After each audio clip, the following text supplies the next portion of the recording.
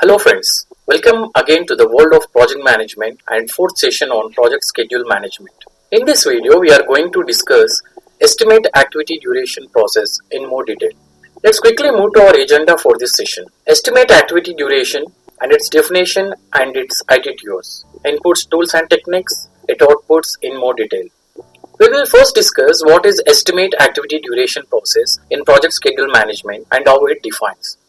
As per the sequence of project processes, when the activities have been defined and sequenced, that is, in the previous processes, define activities and sequence activities, the next step is to estimate how long each activity will take. So we are going to discuss this. This is the fourth process in the project schedule management, and it defines as the process estimating the number of work periods needed to complete individual activities with estimated resources. The key benefit of this process is that it provides the amount of time each activity will take to complete. Hope you now understand about the definition of this process. Let's discuss on the factors which are to be considered during estimating duration factors. The factors involved are law of diminishing returns, number of resources, advance in technology, and motivation staff. Let's discuss each one in detail. Law of diminishing returns. When one factor, that is, example any resource, used to determine the effort required to produce a unit of work is increased while all other factors remain fixed. Here, a point will eventually be reached at which additions of that one factor start to yield progressively smaller or diminishing increases in output. Hope you understand about this one. Here the number of resources to twice the original number of resources does not always reduce the time by half, as it may increase the extra duration due to the risk. And at some point, adding too many resources to the activity may increase the duration also, which due to the knowledge transfer, learning curve, or additional coordination or any other factors involved. So hope you now understand this factor, that is number of resources. Moving to the advances in technology. This may also play an important role in determining the duration estimates. Let's give an example. An increasing in the output of a manufacturing plant may be achieved by procuring the latest advances in technology. Which may also impact the duration and resource needs here. Moving to the last factor, motivation of staff. The project manager also need to be aware of the student syndrome or procrastination, when people start to apply themselves only at the last possible moments before the deadline. And here Parkinson laws states that where work expands to, similarly the time available for its completion. Hope you understand this the factors. Let's move to its inputs. So we are going to discuss the inputs of the estimate activity duration in more detail. In inputs, we have the project management plan, which consisting of the schedule management plan, scope baseline. We have the project documents, which consisting of the activity attributes, activities list, assumption log, lessons learned register, milestones list, project team assignments, resource breakdown structure, resource calendars, resource requirements, risk register, and we have the EFs and OPS also. That is enterprise environmental factors, organizational process assets. And in tools and techniques, we have analogous estimating, parametric estimating, 3-point estimating, bottom-up estimating, and we have the data analysis that includes the alternative analysis or result analysis, and we have decision making and meetings. And coming to outputs, we have duration of estimates, basis of estimates, the project documents updates. That includes the activity attributes, assumption log, and the lessons learned register. Let's discuss more detail about its inputs of this process, starting with the project management plan, which consisting of the schedule management plan and the scope baseline. First, schedule management plan. The schedule management plan defines the method used as well as the level of accuracy and other criteria required to estimate the activity duration. And so simple here. Coming to the scope baseline, which includes the WS dictionary, which contains the technical details that can influence the effort and duration estimates.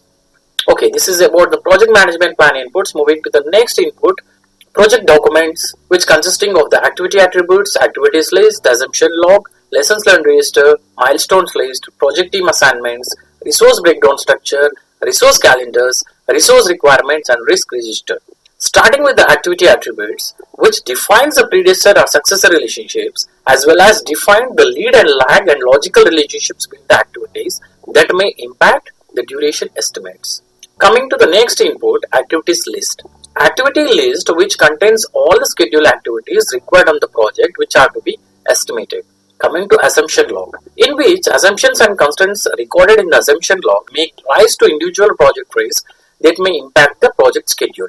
Coming to the lessons learned register, which exists early in the project with regard to the effort and duration estimating, can be applied to later phases in the project to improve the accuracy and precision of efforts and duration estimates. Next, the milestones list, which may have the schedule dates for specific milestones that may impact the duration estimates.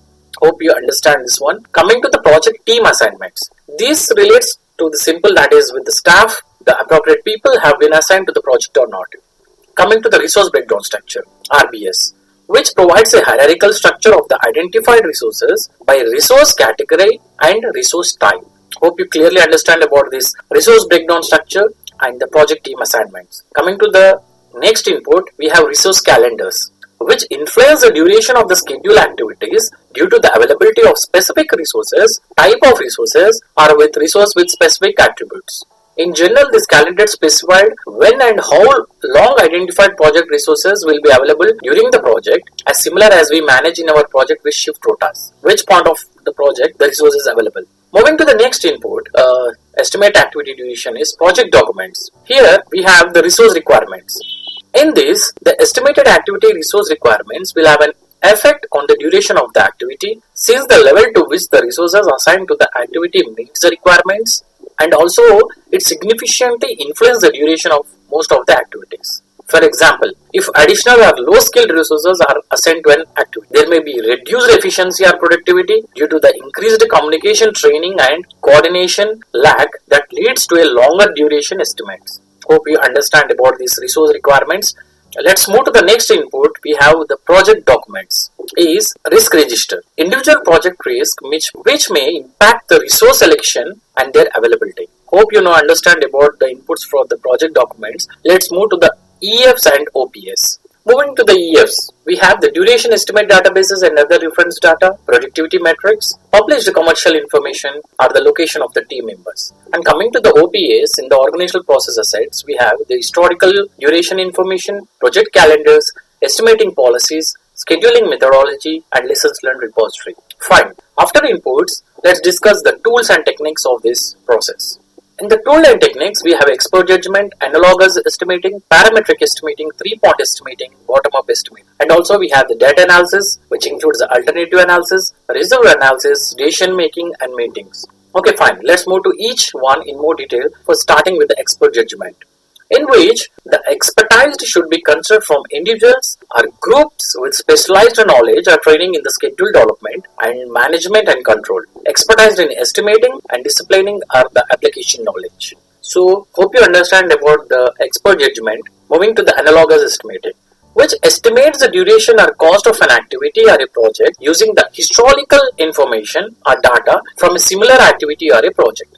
It uses parameters from a previous similar project such as duration, budget, size, weight, and complexity. So it's so simple. Analogous estimating takes the historical data from the similar previous projects. Moving to the next, parametric estimating.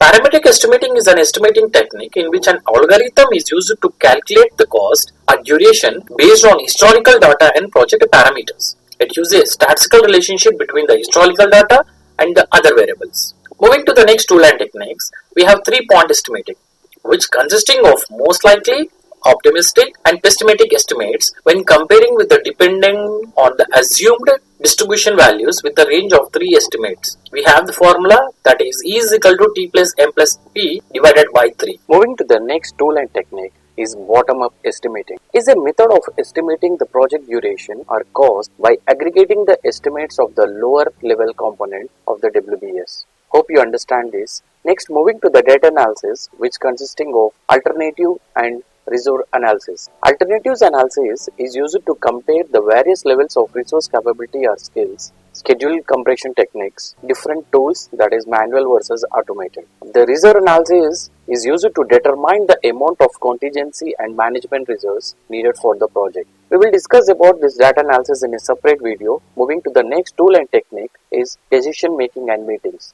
In decision making technique, the mostly commonly used tool is voting. The project manager continues this process until the team achieves a result, that is, everyone holds in this process or agrees to move on to the next decision.